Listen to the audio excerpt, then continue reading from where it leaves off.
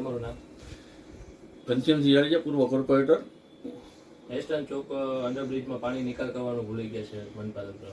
ખાસ કરીને જે રાજકોટ મ્યુનિસિપલ કોર્પોરેશનની આ ભૂલ ગણો કે ભ્રષ્ટાચાર, આ નાલાની વ્યવસ્થા એટલા માટે કરવામાં આવી હતી કે આપણે એસ્ટર્ન ચોકનું નાલું છે તે વરસાદી પાણી જ્યારે વરસાદ હોય ત્યારે અહીંયા ટ્રાફિકની સમસ્યા થાય, એ ટ્રાફિકને ડાયવર્ટ કરવા માટે આ નવું નાલું બનાવેલું હતું. એની 4 કરોડ ઉપરનું ટેન્ડર હતું.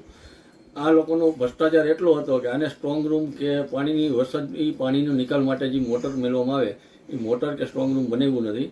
અને હાલ જે અત્યારે ખુલ્લું મેળવવું જોઈએ કે ચોમાસાની સિઝન છે અને પાણીની ભરાવાની સમસ્યા અત્યારે નિકાલ થઈ શકે, તો અત્યારે એ બંધ નાલું છે.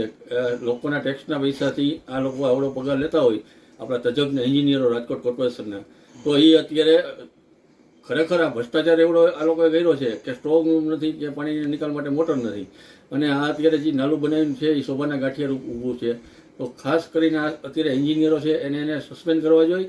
અને આ જે ટેન્ડર જેને કરેલું છે કોન્ટ્રાક્ટરે, એની પાસેથી 4 કરોડની આપણે પેનલ્ટી લઈ અને પાછું એની પાસેથી પેમેન્ટ પાછું લેવું જોઈએ. અને એ ટેન્ડરના 4 કરોડ રૂપિયા રહ્યા એ પ્રજાના જે ટેક્સના પૈસા છે એ પ્રજાને પાસે જમા કરાવવા જોઈએ.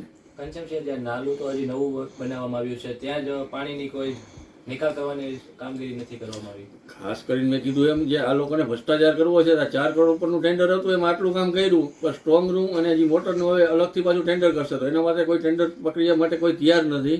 કારણ કે આ જે અત્યારે ભ્રષ્ટાચાર કર્યો, હવે એ લોકોને ખબર છે કે હવે કામ કરવું પડશે મોટું, તો એ ટેન્ડર કરે તો હવે ઉડીને આંખે આવી શકે એમ છે અને લોકોને પણ ખબર પડે એમ છે કે આ ભ્રષ્ટાચાર કરે છે. એટલે કોઈ નવું ટેન્ડર અત્યારે કોઈ કરતું નથી. હવે વરસાદના કારણે પાણી પણ ભરાશે, લોકો પરેશાન થશે. લોકો હવે હેરાન થશે. જેનું કારણ છે આપણે એસ્ટર્ન ચોકના નાલાને ટ્રાફિક ડાયવર્ટ કરવા માટેથી જ આ નાલાની વ્યવસ્થા કરી હતી, પણ આ નાલું અત્યારે શોભાના ગાંઠિયા રૂપ છે એટલે લોકોએ ટ્રાફિકની સમસ્યા હવે રહેવાની જ છે. આ ચોમાસું જાય એ ચોમાસું આપણે સહન કરવાનું જ રહેશે.